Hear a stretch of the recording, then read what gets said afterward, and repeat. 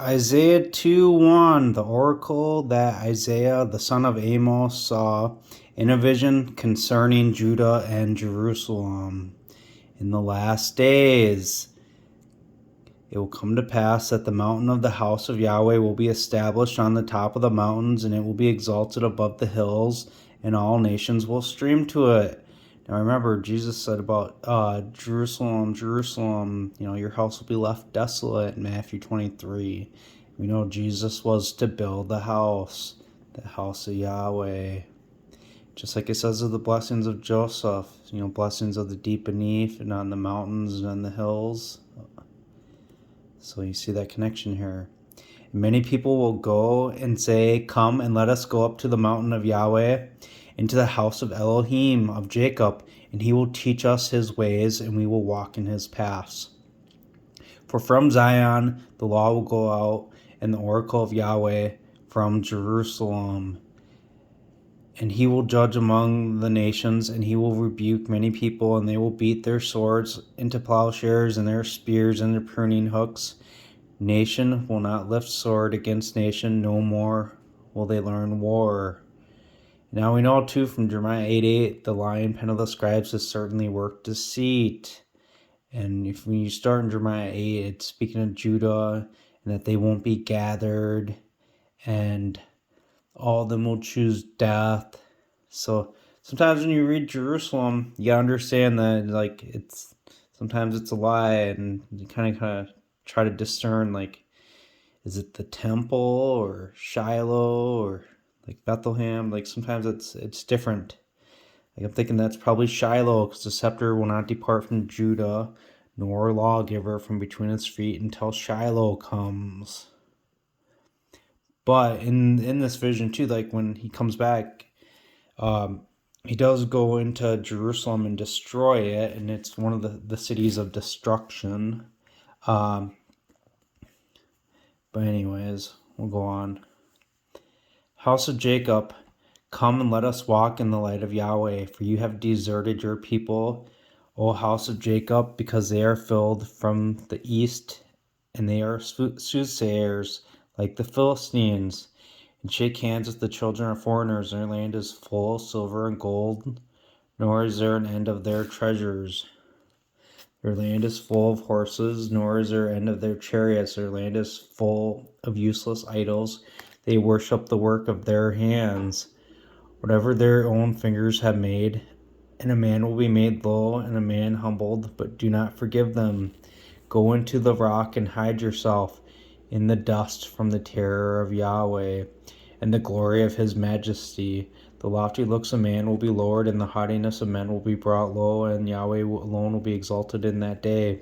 For the day of Yahweh Sabaoth will come against everyone arrogant and haughty, and against everyone self-satisfied, and they will be brought low, and against all the high and lifted cedars of Lebanon, against all the oaks of Bashan, against all the high mountains, against all the raised hills, against every high tower and every fence wall, and against all the ships of Tarshish, and against all the pleasure crafts. The haughtiness of man will be bowed down, and the haughtiness of men made low, and Yahweh alone will be exalted in that day. And the idols will be completely vanished, and they will go into the caves of rocks, and into holes of dust from the terror of Yahweh. It's kind of like in Revelation 2, hide us in the rocks, and from that's like when the sky cracks open, and from the magnificent splendor of his majesty, when he rises to make the earth tremble. It's actually like a resurrection too. But he's going to go away for 1260 days first, so it's a Revelation 12 sign.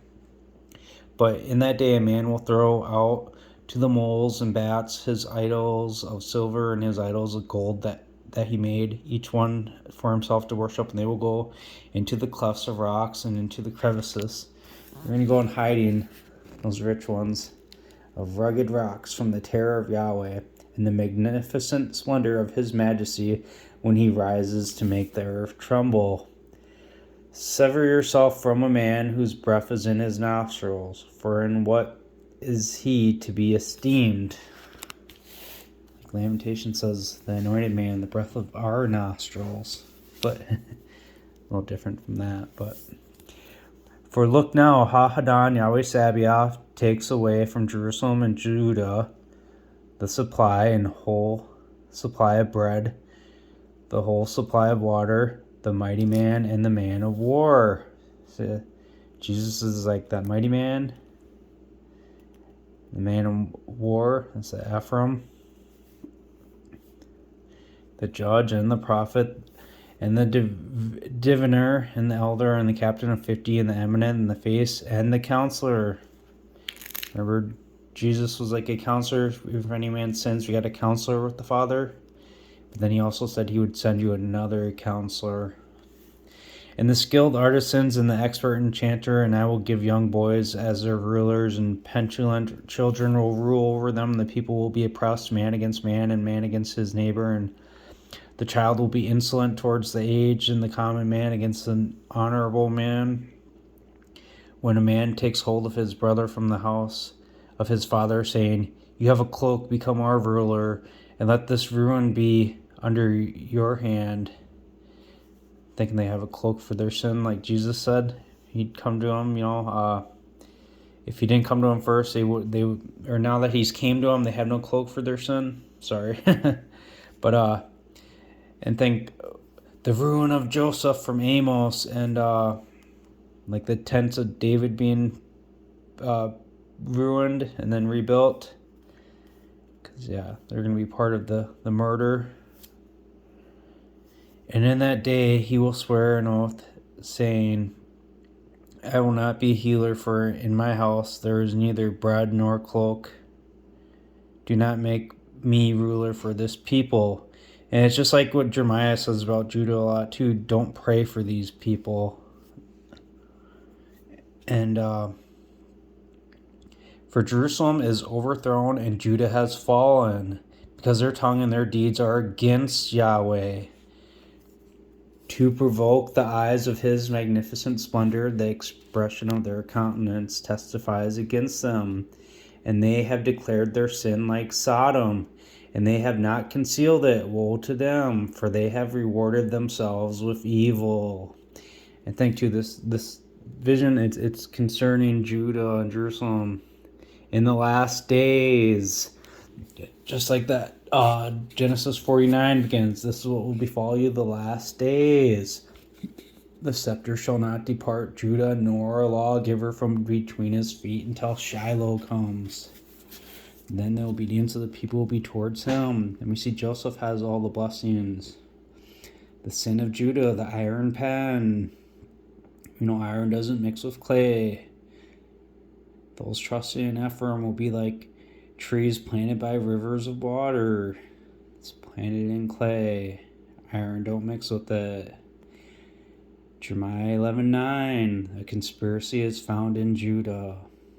That conspiracy is the lying pen of the scribes. "Say to the righteous that it is well, for they will eat the fruit of their deeds. Woe to the lawless man, for the evil of the work of his hands will be repaid to him. As for my people, children are their oppressors, and women rule over them." It's all from that Marxist ideologies. And really, God's the head of, or Christ is the head, God's the head of him, and then man, and then woman. Your leaders cause you to go astray in the direction of your paths. They gulp down. Yahweh stands up to contend, and he stands to judge the peoples. Yahweh will enter into judgment with the elders of his people and their rulers, saying, "For you have burned the vineyard, and the plunder of the oppressed is in your houses." Think of that parable Jesus said about the vineyard. But what do you mean by crushing my people to pieces and grinding the faces of the afflicted, declares Yahweh Sabaoth. And Yahweh says, "Because the daughters of Zion are haughty and walk with outstretched necks and seductive eyes, walking along and menacing as they go and making a jingling with their feet. In that case, Adonai will strike with a scab the crown of the head of the daughters of Zion, and Yahweh will lay bare their nakedness." Makes me think of Job. He's king of the children of pride. But In that day, Adonai will take away the finery of jingling ornaments, the headband and crescent necklaces, earrings and bracelets, and light-faced veils, headdresses and leg ornaments, and yeah. Why has Judah gone and ornament their ways to teach them to wicked women? From Jeremiah 2:28-35. And the girdles of and perfume boxes and the charms and rings and nose jewels, the gala dresses and mantles, the neck binding and purses and the mirrors and the fine undergarments and the turbans and long flowing veils. And it will come to pass that of sweet perfume there will be a stench, and instead of sash, a rope, and instead of richly plaited hair, baldness, and instead of sash, a sackcloth girdle. And these are all things you can see, like an Amos, with baldness coming on the heads. They're kind of the cloak for their sin. That sackcloth going on because that Christ is going to be killed. A burning scar instead of beauty. Your men will fall by the sword, and your mighty people in the war. See, war is coming. Everyone is going to die who doesn't want to bow down to David Ephraim. He's king over all. And her gates will lament and mourn, and she will sit desolate on the ground. Whose gates will do that and sit desolate on the ground? This is concerning Judah and Jerusalem. Same thing. Jesus said, your house will be left desolate. Matthew 23:37. Jerusalem, Jerusalem, murdering the prophets and stoning those who have been sent to her. How often have I longed to gather together your children in the way that a bird gathers together her chicks under the wings, but you have not been willing. See now, your house is being left to you desolate, house of Judah. For I say to you, you will by no means see me from now until you will say, exalted is the one coming in the name of the Lord. That one coming in the authority of the Lord, the name of the Lord, is David Ephraim. So back in Isaiah 3:25, so your men concerning Judah and Jerusalem will fall by the sword with your mighty people in the war, and her gates will lament and mourn, and she will sit desolate on the ground. Look, Isaiah 2, a vision concerning Judah and Jerusalem in the last days. Those are those 1,000-year time periods. And look, Ha-Hadan, Yahweh Sabaoth, takes away from Jerusalem and Judah the supply of the staff and whole supply of bread and the whole supply of water. And it's telling you, in that day, still, all this is concerning Judah. So Judah and Jerusalem, their men will fall by the sword, and her gates will lament and mourn, and she will sit desolate on the ground, just like Jesus said, your house is left desolate to Jerusalem, and that's Judah. Jeremiah 17. The sin of Judah is inscribed with a pen of iron, with the point of a diamond carved on the tablet of their heart and on the horns of your altars. And that's them with their lie. Jesus is of the tribe of Joseph. Because if you knew it, it's Manasseh and Ephraim.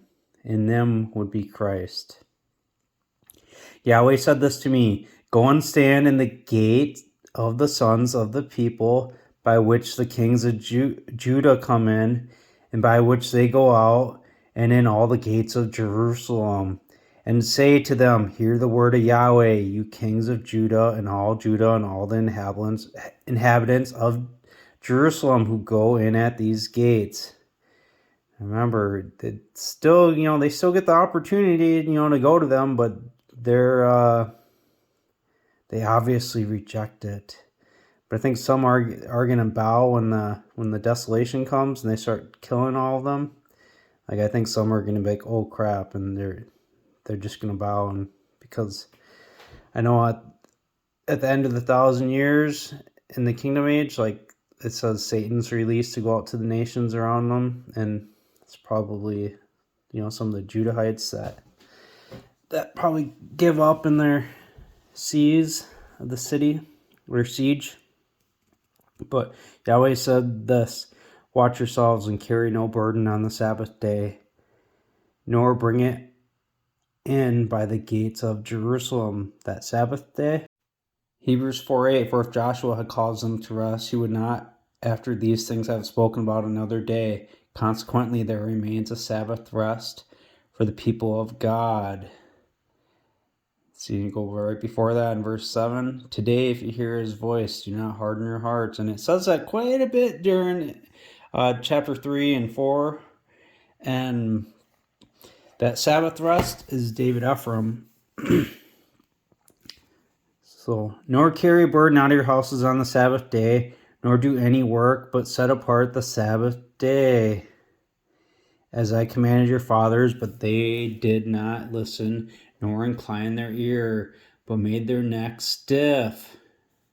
See, a lot of things in the Old Testament were shadows of heavenly things pointing towards them. Read Hebrews 8 and 9. So that they might neither hear nor receive instruction. That's speaking of that Judah.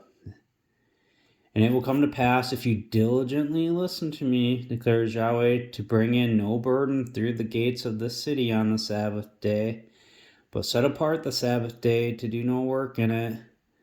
Then kings, rulers, sitting on the throne of David, will go into the gates of this city, riding in chariots and on horses, they and their rulers, the men of Judah and the inhabitants of Jerusalem, and this city will remain throughout the eon. And they will come from the towns of Judah and from the places of Jerusalem and from the land of Benjamin and from the lowland and from the mountains and from the south, bringing burnt offerings and sacrifices and meal offerings and frankincense, and bringing sacrifices of praise to the house of Yahweh. That's that one that Jesus is building the house of, David Ephraim. But look, you hear all that good stuff, but then look, but if you will not listen to me to set apart the Sabbath day, and not to carry a burden and go into the gates of Jerusalem on the Sabbath day, then I will kindle a fire in her gates, and it will devour the palaces of Jerusalem, and it will not be quenched. See, they're all gonna get destroyed. Jeremiah 8:1, bring out the bones of the kings of Judah, and the bones of the governors, and the bones of the priests, and bones of the prophets, and bones of the inhabitants of Jerusalem out of their graves.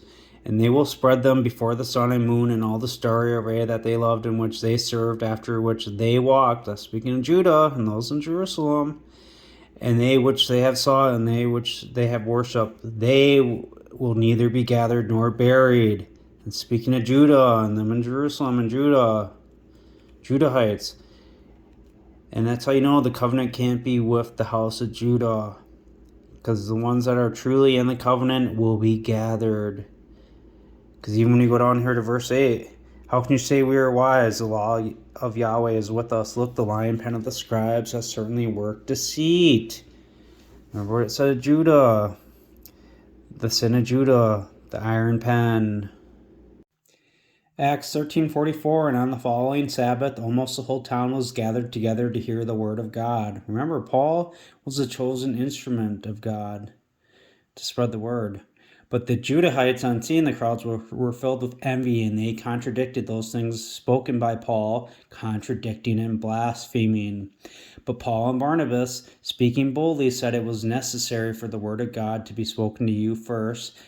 But since you reject it, and you judge yourselves not worthy of Eonian life, see now we turn to the nations. For the Lord has commanded this to us, I have appointed you as a light to the nations, for you to be for the salvation as far as the ends of the earth. Ugh.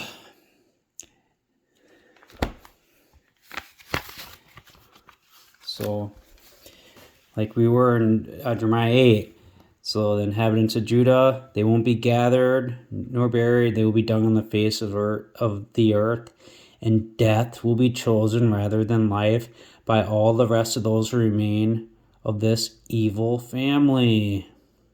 So you're all going to choose death, but I don't think it's all going to happen at once, because I think some of them are just going to, pussy out, and they're going to bow and be fake, be bound up for that 1,000 years. And then, they're going to do, well, I'm not really permitted to say. So But they'll be let out though at the end of the 1,000 years for that little season. And here's what it says in Jeremiah 9. And I will make Jerusalem a heap of ruins, a den of jackals, and the towns of Judah I will make a desolation without inhabitant. Like Jesus said, see now your house is left desolate. I'm back to Jeremiah 3 here. And yet for all this, your treacherous sister Judah has not turned to me with her whole heart, but with falsehood. They're just liars. They could claim Jesus. They could even start to claim David and Ephraim, and they're just going to be liars about it. But they'll fulfill the purpose that they're to do. So, and Yahweh said to me, rebellious Israel has justified herself more than treacherous Judah. Go and proclaim these words to the north. Like he said, since you judge yourselves not worthy of eon life, we go to the nations, and those are the ones in the north. Judah's in the south.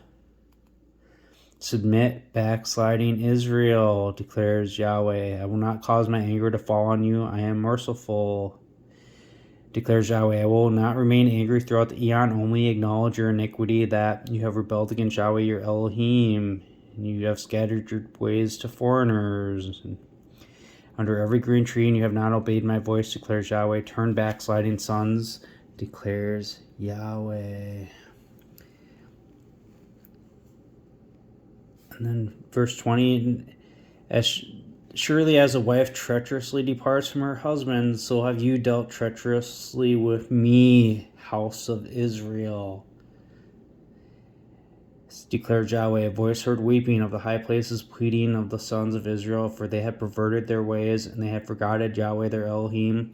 Turn back, you rebellious sons, I will heal your rebellions. The rebellious sons, that's rebellious Israel, not treacherous Judah. Only Israel's told they're going to be healed, not Judah, because they turn with falsehood. Now you get to Jeremiah 31. For I am a father to Israel, and Ephraim is my firstborn. Get the son of the right hand, Ephraim, and the left was Manasseh. You get the two hands here. There's the two covenants, because that's what it's about in chapter 48. And about them, Ephraim and Manasseh being called after the names of their brothers and their inheritance. Their brothers would be Christians. They're called Christ. Ephraim and Manasseh. And you get down here, verse 27, as you'll see, the days are coming, declares Yahweh, when I will sow the house of Israel and the house of Judah with the seed of man and seed of animal. Judah already mixed with Canaanites in Genesis 38. So this is kind of like with what it says in Hosea. Is it chapter 7, I believe? But verses 7 or 8 about Ephraim is a cake not turned, mixed herself, and strangers have devoured his strength. And Ephraim and Israel, they're interlumped together. Because you see throughout this book how Israel gets distinction from Judah just previously, treacherous Judah and rebellious Israel. And, the land of the north, Ephraim, the tribe of Ephraim, and those other tribes are up in the north, while Judah is in the south. So you see how Israel and Ephraim are really the same. So, this is lumping all of Israel, with the single chosen man being that firstborn.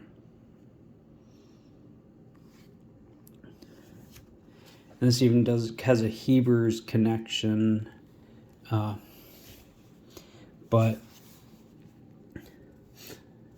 here we go. And as you'll see, the days are coming, declares Yahweh, when I will cut a new covenant with the house of Israel. The house of Judah, they just said they're not going to be gathered, and they're going to be a desolation in their house. And if you go up to chapter 44, it talks about them being destroyed a couple times, really. Chapter 44, verse 11. Therefore, Yahweh Sabaoth says this, Elohim of Israel. Doesn't say Elohim, Israel and Judah, just Israel. As you'll see, I will set my face against you for calamity. Against who?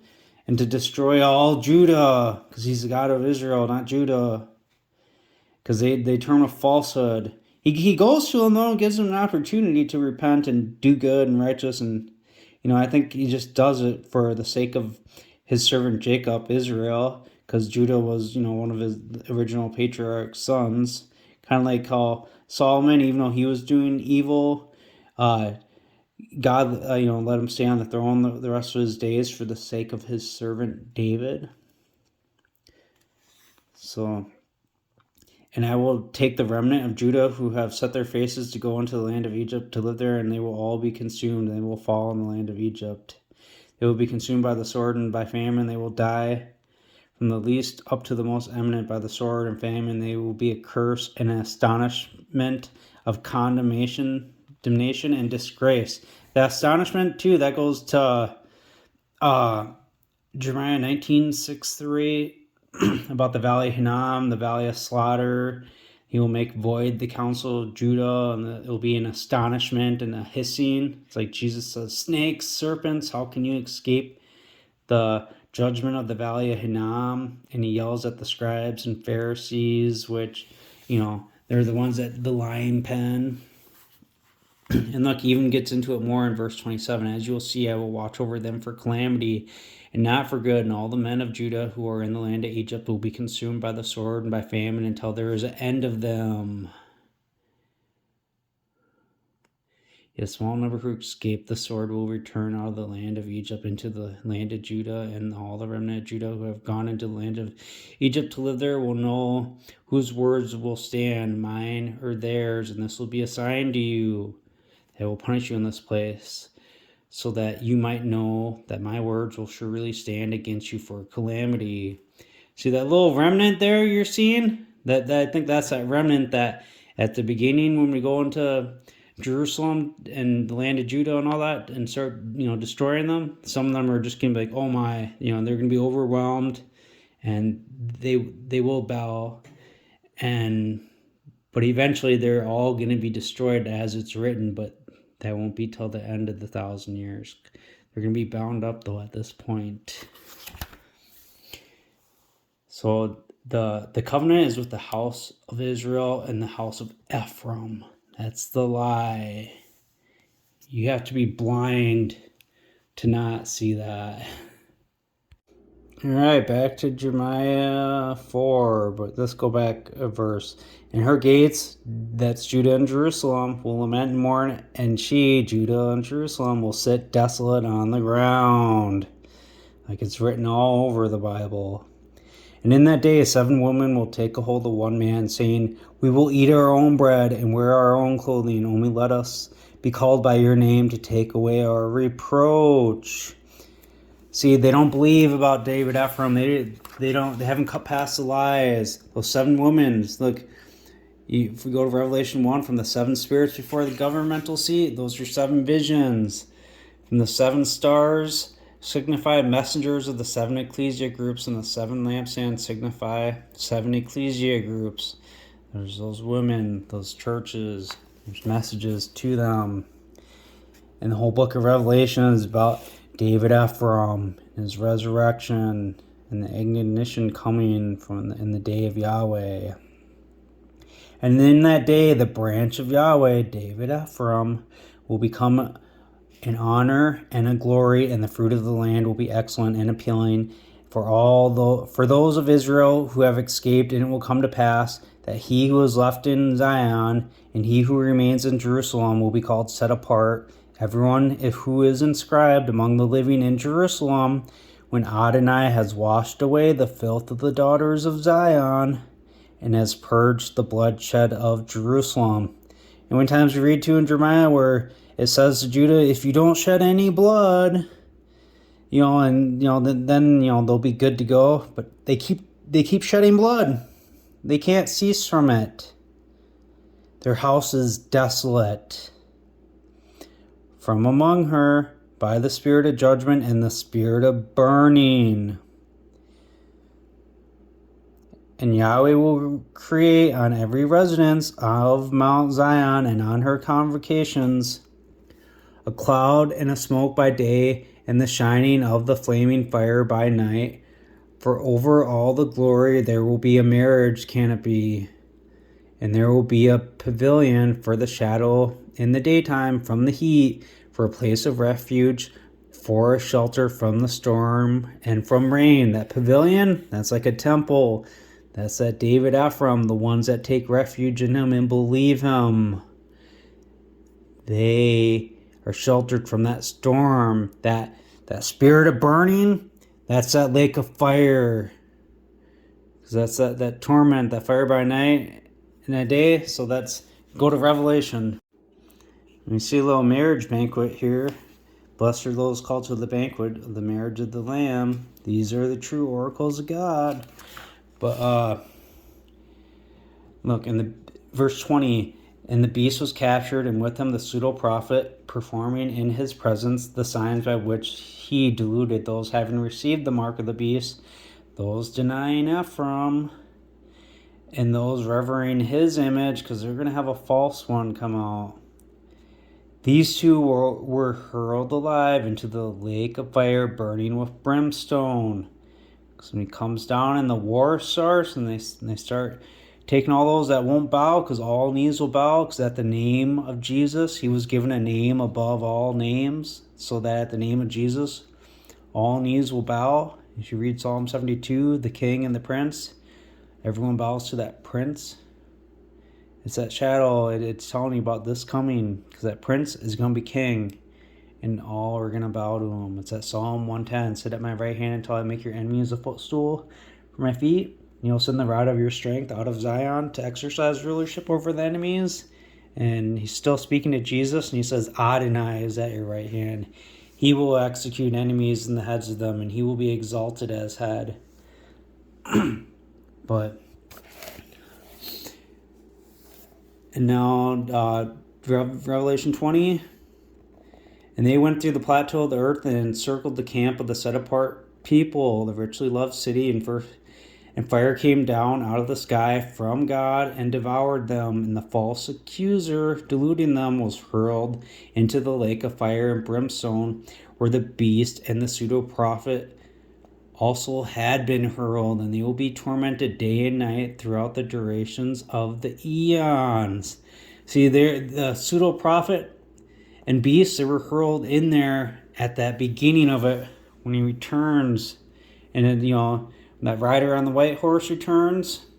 The one sitting called faithful and true, in righteousness and judgment, in righteousness he judges and makes war. His eyes were a flame of fire. His name is called the Oracle of God. And he had a new name written, King of Kings and Lord of Lords. Or not a new name, but a name. And so he hurls them in there.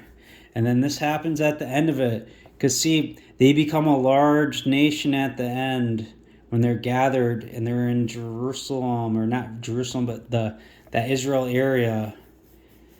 Because I think they're actually going to be up in the Shiloh area and like the Bethlehem of Galilee area. And they're going to get, spread out and be a large nation from there. And then when, Judah's left out, that remnant that, cowered and got bound for 1,000 years, they go out to all the corners and get them to come and make war with us. And see, now at the end of that judgment, so they're written in the scrolls in relation to their works, and the sea gave up the dead in it, and death and the grave gave up the dead in them, and they were judged each in relation to their works, and death and the grave were hurled into the lake of fire. This is the second death. Because see, this white throne judgment, these are all the ones that didn't get resurrected at that first resurrection. When the witnesses die, they're raised up, and everyone else gets resurrected with them. And the ones that are chosen to do that, they don't have to worry about this one. But the rest, like new ones born during the kingdom age, because you read about people dying in the kingdom age. If they're 100, they'll be considered a baby, and I'm sure there'll be some from the kingdom age that don't die when this comes up to be too. But so those dead ones from all the times past that didn't, receive the truth, and they get judged by their works. So that second death, we all the ones that after the judgment, you just see that they were just kind of worthless and no good. So that's the second death, because they're resurrected to see that their deeds were bad, and you get death again. So if anyone was found not written in the scroll of life, he was hurled into the lake of fire. That's just a judgment and death. It's an instant. It's not some fiery hell. No, like you cut someone's head off, they're dead. Lake of fire, sacrificed by fire.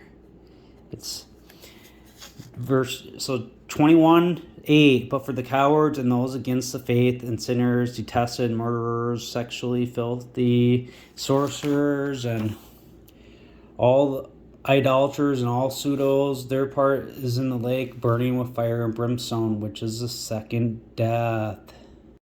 So you notice that tormented day and night, so you can get that spirit of judgment and spirit of burning, and Yahweh will create on every residence of Mount Zion and on her convocations a cloud and smoke by day, and shining of flaming fire by night, for over all the glory they will be a marriage canopy.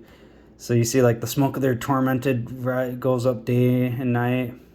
So yeah, this is it right here. Jeremiah 19:6. Therefore, see now the days come, declares Yahweh, that this place will no more be called Tophet, nor the valley of the son of Hinnom, but the valley of slaughter. And I will make void the counsel of Judah and Jerusalem in this place. Remember, that house is desolate. And I will cause them to fall by the sword before their enemies. Their enemies are Israelites. And by the hands of those who look for their lives. Israelites look for their lives. They're the ones that are going to be looking for David Ephraim. And they looked for Jesus previously, and Jesus is still king, but his name given, the one he anointed, is David Ephraim, and he is going to be King of Kings. And their carcasses I will give to be food for the birds of the skies, and that's speaking of Judah, and for the animals of the land. And I will make this city desolate, that's Jerusalem, and a hissing. Everyone who passes by there will be astonished, and they will hiss because of all its plagues. Jesus speaking to the Judahites about them killing all the prophets, and he says in Matthew 23:32, fill up then the measure of your fathers, serpents, progeny of vipers. Get it? The hissing? How can you escape the judgment of the valley of Hinnom? That valley of Hinnom is part of the lake of fire. And from the spirit of burning, it's like the breath of burning, blast of burning. And Yahweh will create on every residence. You do a cloud and smoke by day. The smoke of their torment went up day and night, and the shining of the flaming fire by night, for over all the glory.